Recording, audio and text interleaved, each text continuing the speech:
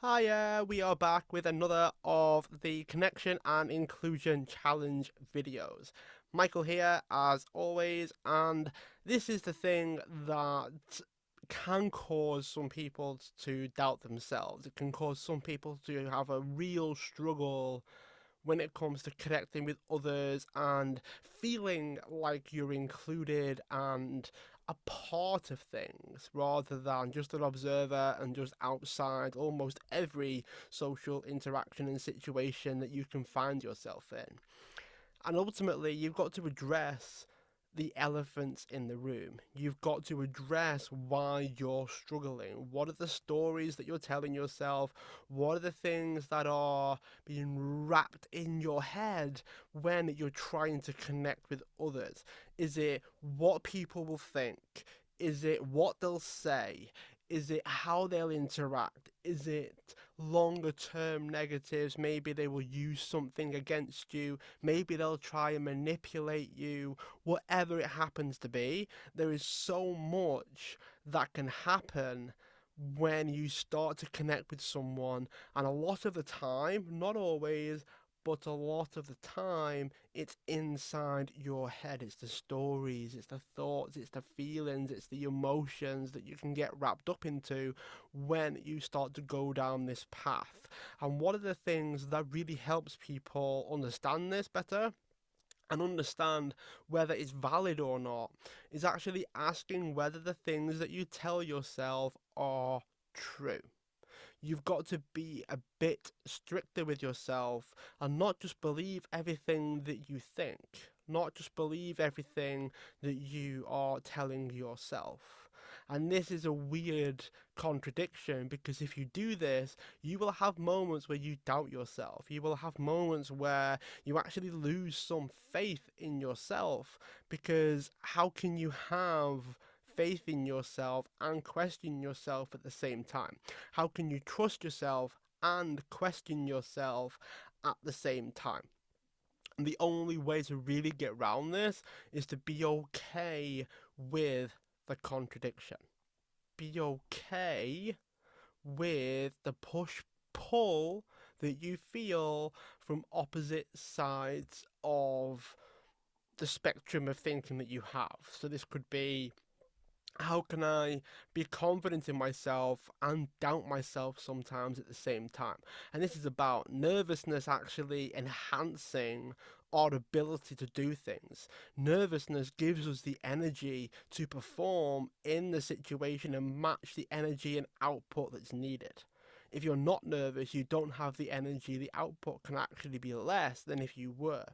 So you're more aware when you're nervous, you're more aware of your surroundings, you're also more aware of yourself when you're nervous. So think about it. What would happen if you were not nervous? What would happen if you were not anxious in any way, shape, or form? You wouldn't have the energy to meet the situation, and therefore the output would be less. Equally, opposite side of the spectrum is the things that you tell yourself can form how you feel at the same time. This is a two-way street. And if you're in fear all the time, you're anxious all the time, you're worried all the time, your inner dialogue is running rampant in your head, that can have some effects as well. So what you've got to do is you've got to feel and think what you need to take action and be the best version of yourself. If you've got to be anxious, if that gives you the energy like it does for me, then you can't ignore it. You can't deny it. You can't force yourself not to be nervous because it actually has detrimental effects to you. On the other side, it's almost like an inverted U type situation. There is a peak level of anxiousness, fear, nervousness that you will feel, and that gives you the peak level of performance, thinking, clarity, and all those things. If you go too far, it then starts to drop. It then starts to hit the point where you will be worse off if you keep going. And everyone's different. Everyone has their own way of doing things. But one of the things that can help is telling yourself a better story about the situation. Tell yourself a more effective story about the situation that you're in, what you're going through right now. And this can just be a shift of perspective. This could just be a way of doing things that the situation's the same, but what you choose to focus on can be different.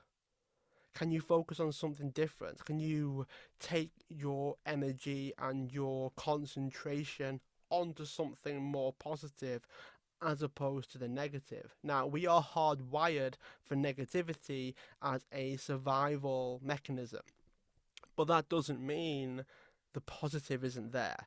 That doesn't mean you can't spend a little bit more time to shift your thinking from negative to positive. And if you do that, you'll be better off. It takes you a bit more time, especially if you're wired for negativity in the moment. You've then got to pause, take a level of awareness with you, ask yourself a couple of questions like, what else is happening? What's positive right now? How can I see this differently? That will allow you to shift your focus just enough to feel better than you otherwise would if you didn't ask yourself those questions. And it does take a bit more time. It doesn't happen overnight. You are going to have to get into the habit of going from a negative thought pattern to a positive thought pattern. And over time, that gets easier.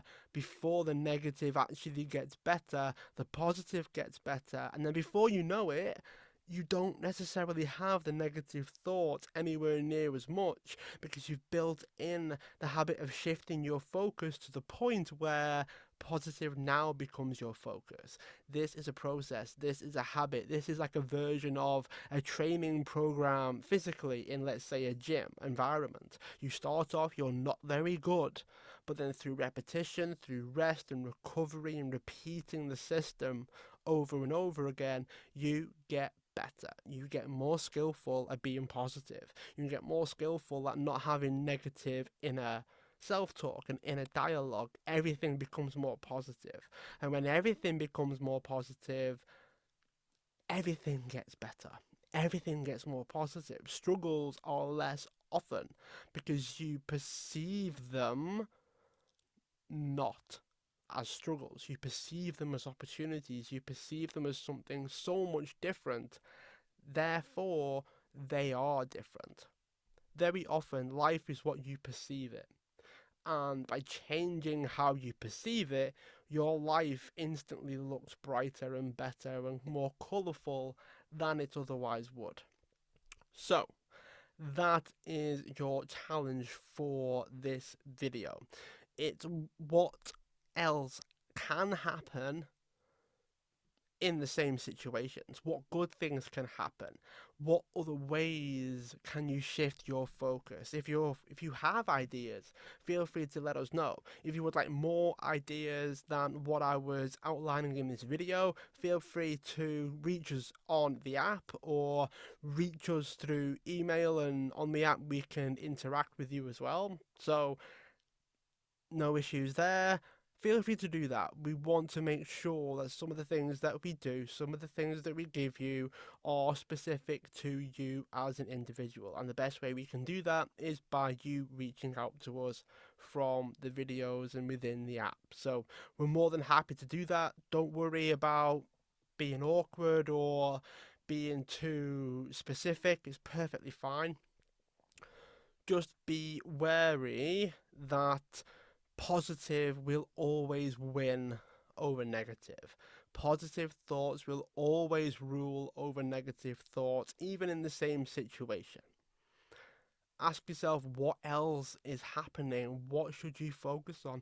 What is the good in this situation?